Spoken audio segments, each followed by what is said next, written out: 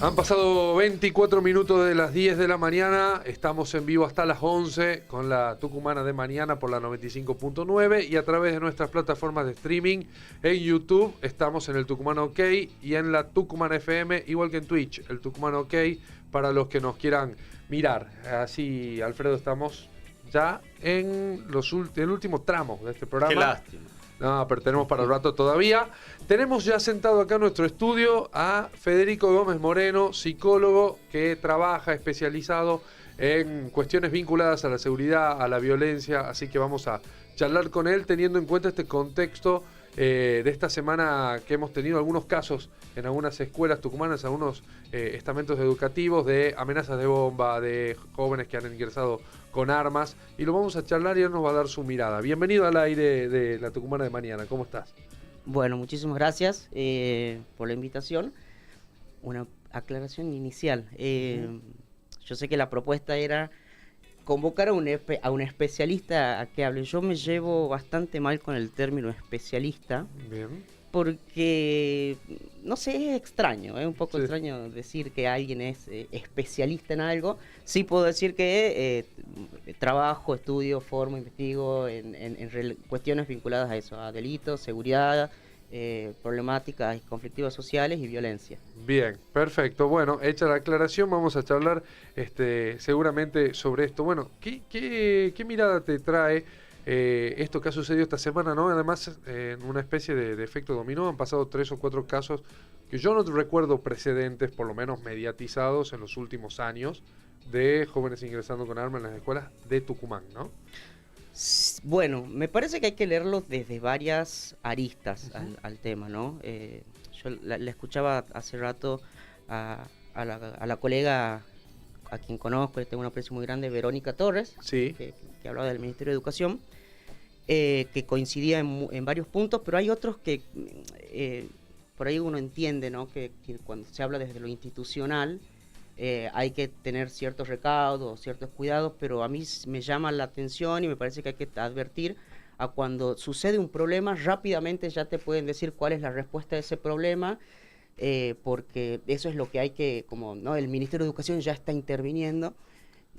No digo que no, pero me parece que cuando pasan estas cosas es el momento para parar la pelota y pensar, ¿no? O sea, es el momento en el que podemos interpelarnos. Entonces la idea, por eso hacía hincapié en lo de no ser especialista. La propuesta es un poco invitar a poner las cosas sobre la mesa y que las pensemos desde otro lugar, porque por un lado hay que entender de que las violencias, porque no podemos hablar de la violencia, las violencias son inherentes al ser humano, al sujeto, ¿no? Y el desafío es cómo podemos canalizar, ¿sí? Sublimar, se dice del psicoanálisis, ¿no? Esas violencias por otros, o sea, reemplazarlas por otros mecanismos que tengan más que ver con el acuerdo social, con el acuerdo de vivir en cultura, de vivir en sociedad. Y eso está viene desde hace tiempo bastante fragmentado, bastante fracturado, y más ahora después de la pandemia. La pandemia ha dejado efectos en eso. Entonces eso, las violencias son inherentes a la vida en sociedad y hay que ver qué se hace con eso, cómo se las canaliza, cómo se las trabaja de otra manera. No son hechos aislados, ¿sí? Tanto lo que sucedió con los 2 adolescentes en el ESEA y en la escuela de Monteros. Es distinto el caso del joven universitario de la Facultad de Agronomía, porque ahí pareciera que hay otras cuestiones en juego más vinculadas a alguna situación de atravesamiento de salud mental, ¿sí? Porque Sí. tiene otras características, digo, estaban los sobres, pero podemos hacer hay como 2 niveles de análisis, un nivel macro y un nivel micro, ¿no? El micro es esto, poder ver cuáles son las situaciones que han llevado a cada uno de estos adolescentes y de estos jóvenes a cometer esos actos, esos hechos, que en realidad no hay que preocuparse tanto por el hecho en sí, sino porque por suerte no hay víctimas, no tenemos que lamentar situaciones más terribles a partir de esto, pero ¿qué es lo que nos quieren decir? Me parece que son síntomas, son actos, son conductas puestas en juego que nos están intentando decir algo de un síntoma social general que está cargado, y hay que leerlo como un problema al lado de otro problema, en el sentido de que haya armas en las escuelas ya es un punto, ya es un síntoma bastante complejo.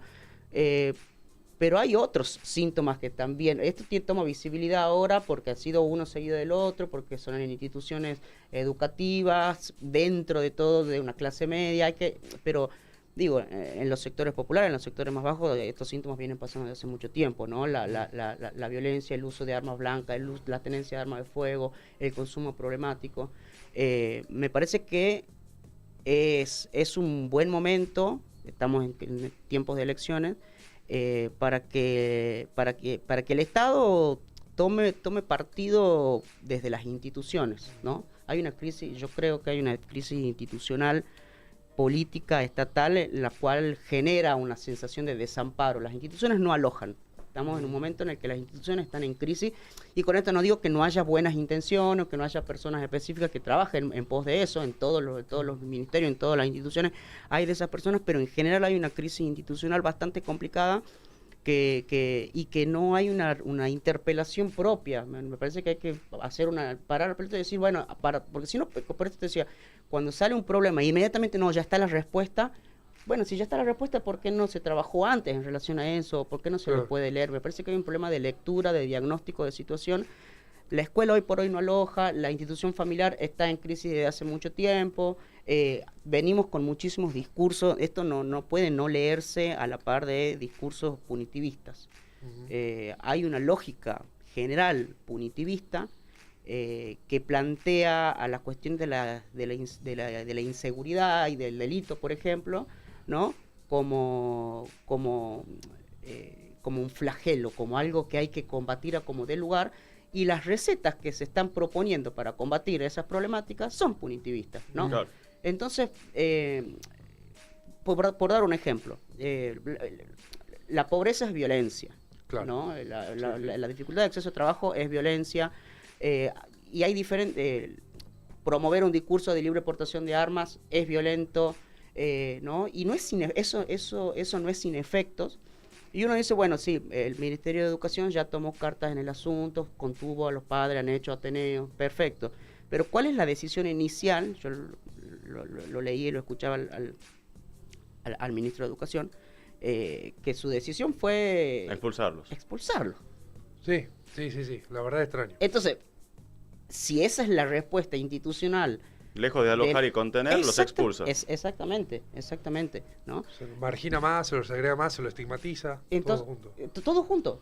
Entonces, ¿y a dónde va? ¿No? Entonces, con esto no quiero desresponsabilizar, ¿no? Digo, hay, por supuesto, una cuestión individual, singular de cada persona, de los dos adolescentes y del joven universitario que han cometido este hecho. Son casos distintos, hay que leerlos distintos, hay una coyuntura familiar también, pero hay cuestiones institucionales, sociales, políticas, económicas, actuales que hay que leerlas ineludiblemente desde ese lugar, como también hay que leerlo con una perspectiva de género, por ejemplo, ¿no? Son 3 varones.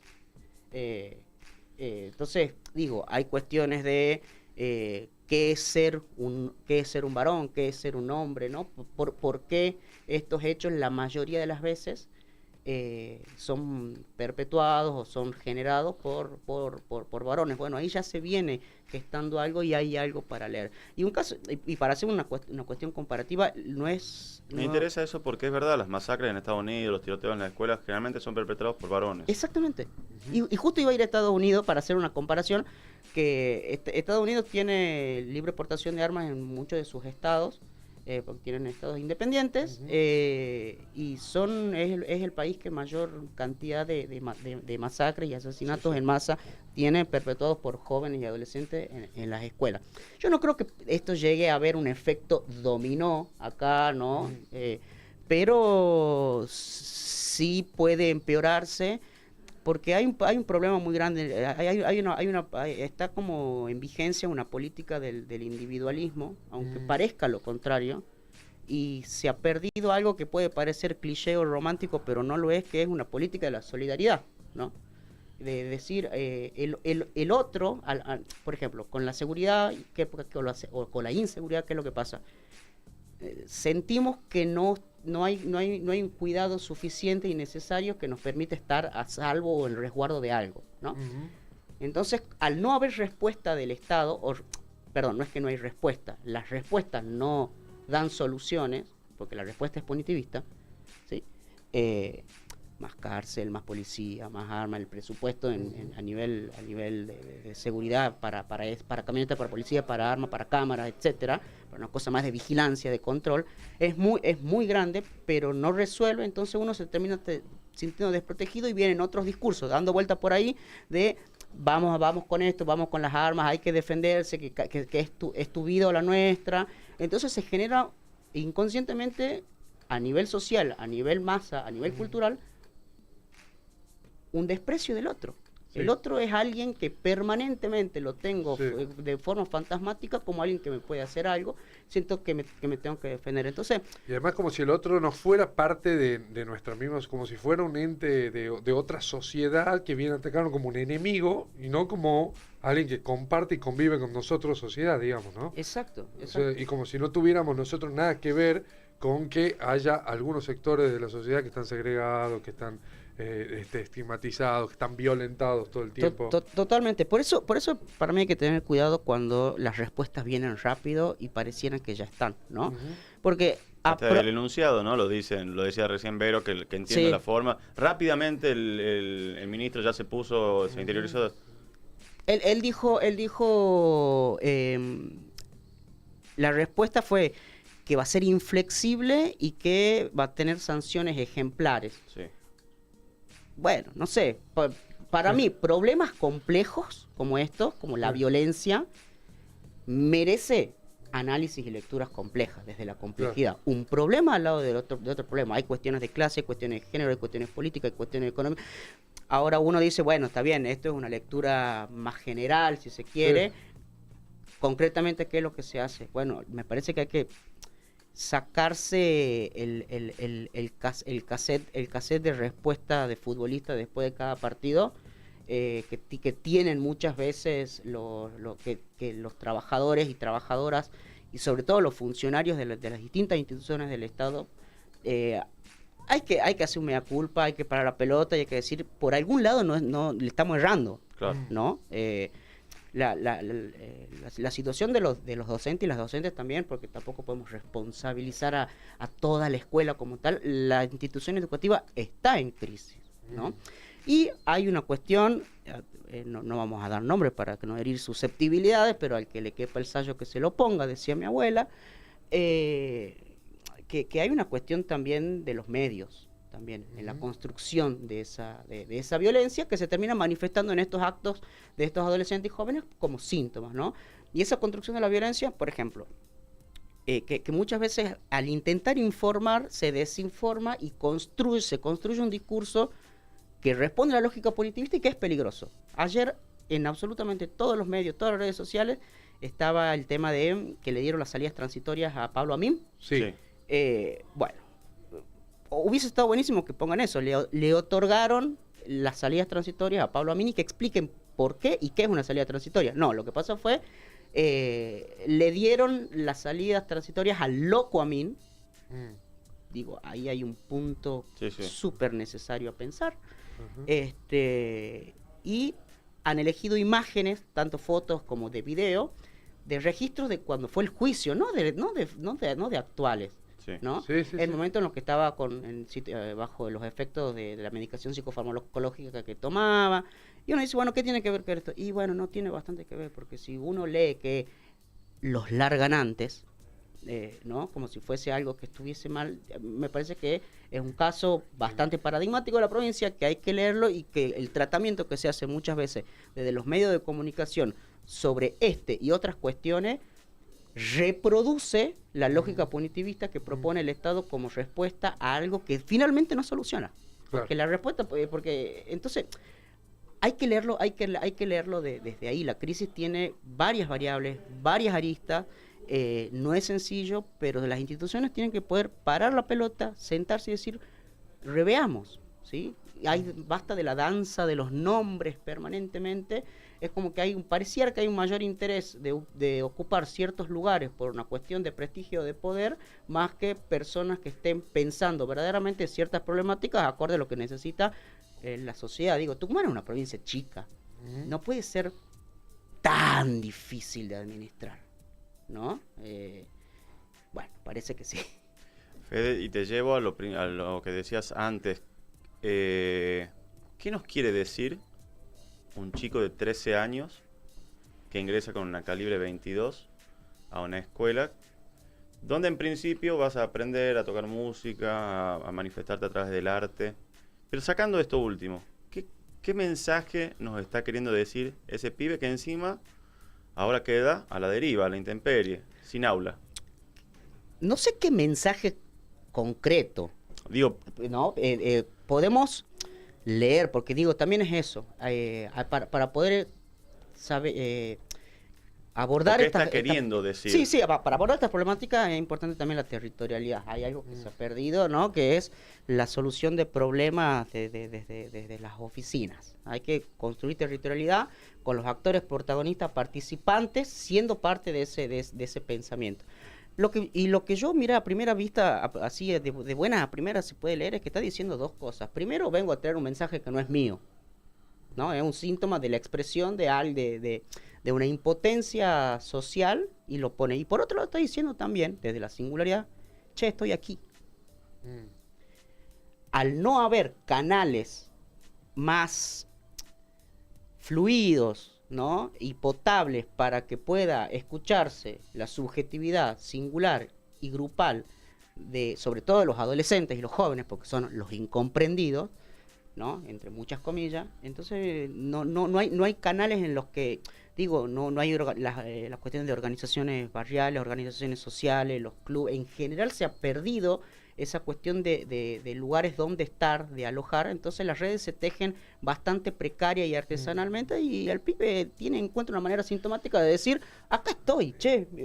¿No? Lo que se decía despectivamente, se achaca despectivamente, él quiere llamar la atención, ¿no? Claro. Y si quiere llamar la atención, bueno, prestarle atención. Tal vez necesita eso, justamente. El problema es que no estamos dispuestos a escuchar lo que tienen para decir. ¿Y por qué? ¿Por qué crees que? Porque cuando hablamos de incomprensión, en realidad lo que no lo comprendemos somos los adultos. Ellos, Sí. o ellos no se hacen entender o comprender. A ver, la adolescencia Entre ellos se comprenden. La adolescencia tiene una característica muy particular, que es que nosotros queremos entenderlas y ellos lo que hacen es crear nuevos lenguajes para ser incomprendidos, y esa es la esencia, porque es un punto de quiebra en el que nos genera una pregunta.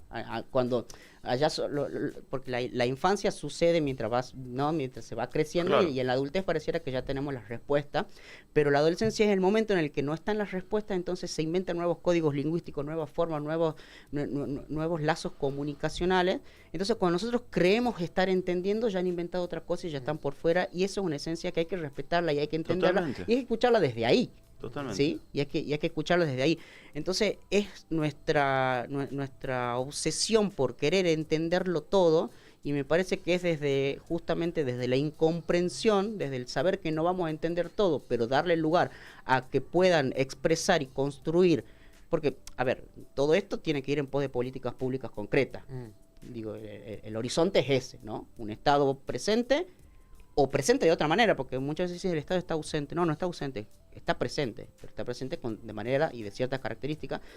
Y hay que hacer partícipe a esas voces, escuchando sinceramente y construyendo políticas públicas a partir de eso que se trabaja, porque si no vamos a armar ficciones siempre, ¿no? Ficciones de inclusión, ficciones de escucha, ficciones entonces yo juego a que los escuche ustedes para que armemos una política pública en relación a algo vinculado a la juventud, pero después me siento a hablar con dos chabones de mi misma edad, ¿no? A decidir por dónde va a ir, pero ya quedó la ficción de que hemos armado algo que parece que es inclusivo.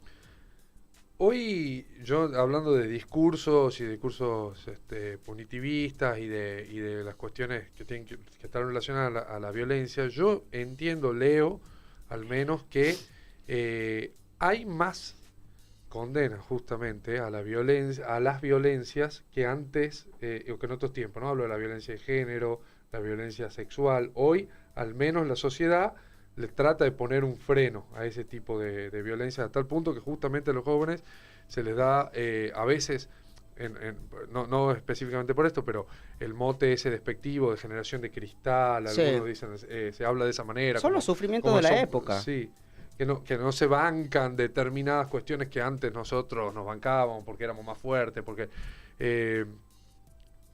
digo, Esa esto es nuestra cómo angustia, hacernos grandes, ¿no? Claro, ahí iba justamente. Tiene que ver más que con eso, digamos, con cuestiones con, digamos, rencores intergeneracionales. Claro. Sí, Coincido, pues, digo, esas son nuestras angustias, ¿no? Ese es el sufrimiento de la época. Cada época tiene un malestar, ¿no? Y el malestar de la época se va manifestando de esa forma, de esa manera. Y hay algo que decía Gaby ahí que vos decías que hay un intento como de frenar la violencia, ¿no? De detenerla.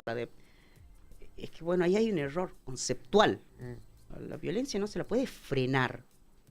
La violencia empuja, es una cuestión energética, si se quiere, ¿no? Hay algo que puja siempre en colectivo social y cultural y desde la propia singularidad. El tema es cuáles son, ahí sí, las buenas ficciones que construimos quienes trabajamos en el Estado y quienes tienen que pensar estas cosas, ficciones para que se puedan canalizar de otra manera, ¿no? Sea cual sea, porque digo, yendo a un club, haciendo una actividad cultural, artística, teniendo lugares donde se puedan expresar, ¿no?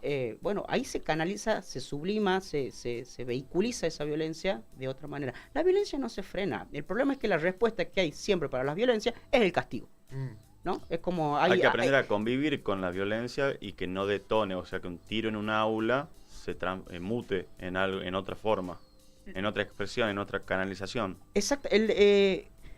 Si el tiro en el aula hubiese salido, estaríamos hablando en otros términos. No salió. Por eso podemos hablar de síntomas.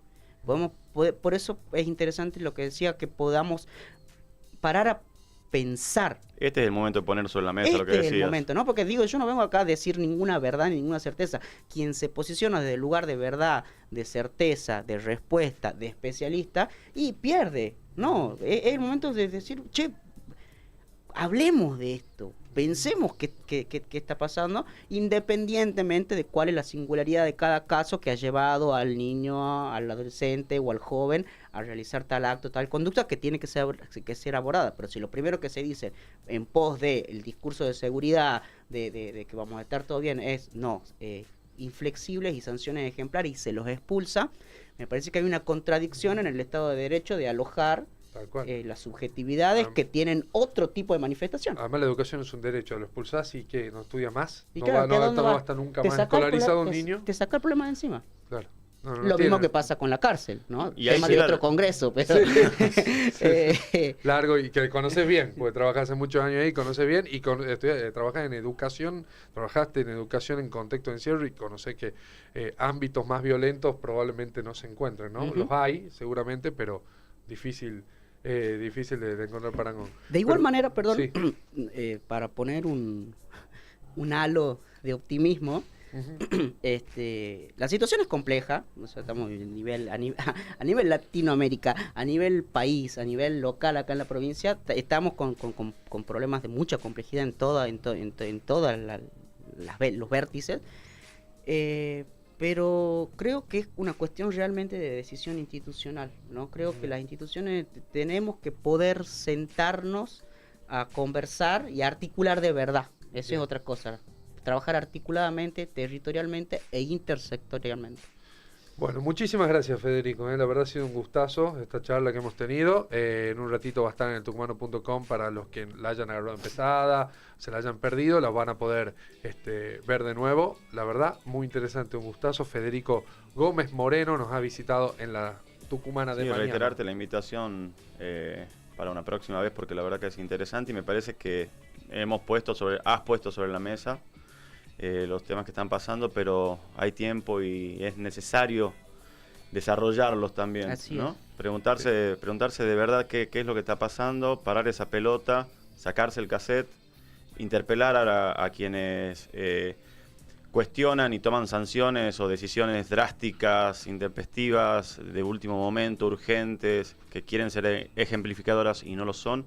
Hay muchas aristas para seguir tratando, Federico. Cuando quieran y muchísimas gracias por la invitación. No, gracias a vos por venir.